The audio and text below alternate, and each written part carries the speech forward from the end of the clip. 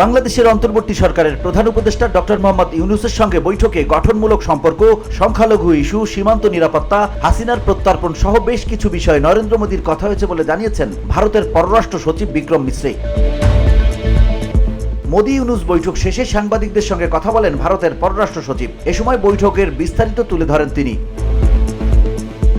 বিক্রম মিশ্রি বলেন, প্রধানমন্ত্রী মোদী অন্তর্ভুক্তিমূলক, প্রগতিশীল, শান্তিপূর্ণ, স্থিতিশীল এবং গণতান্ত্রিক বাংলাদেশের প্রতি তার সমর্থন পুনর্ব্যক্ত করেছেন। তিনি প্রফেসর ইউনূসকে বাংলাদেশের সঙ্গে ভারতের ইতিবাচক ও গঠনমূলক সম্পর্ক তৈরির আকাঙ্ক্ষার কথা জানান। এছাড়া দুই দেশের সম্পর্কে প্রভাব ফেলে এমন কথাবার্তা এড়িয়ে চলার অনুরোধ জানান প্রধানমন্ত্রী মোদী।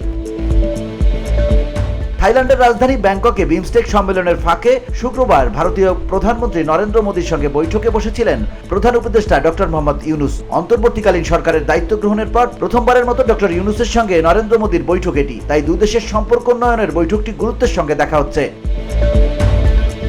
বিক্রম মিশ্রি বলেন, এছাড়াও দুই নেতার মধ্যে সীমান্ত নিয়েও আলোচনা হয়েছে। সীমান্তের নিরাপত্তা রক্ষায় সীমান্তের আইনের কঠোর প্রয়োগ এবং অবৈধ অনুপ্রবেশ ঠেকানোর জরুরি বলে জানিয়েছেন ভারতের প্রধানমন্ত্রী মোদী। এছাড়া প্রধানমন্ত্রী বাংলাদেশি হিন্দু ধর্মাবলম্বী সহ অন্যান্য সংখ্যালঘুদের নিয়ে ভারতের চিন্তার বিষয়টি জানান। বসুন্ধরা, উত্তরা, বনশ্রী, কুড়িল ও বাড্ডা সহ রাজধানীর বিভিন্ন স্থানে অভিজাত ও অত্যাধুনিক মানের ফ্ল্যাট কেনার এক নির্ভরযোগ্য প্রতিষ্ঠান প্লেজেন্ট প্রপার্টিজ লিমিটেড।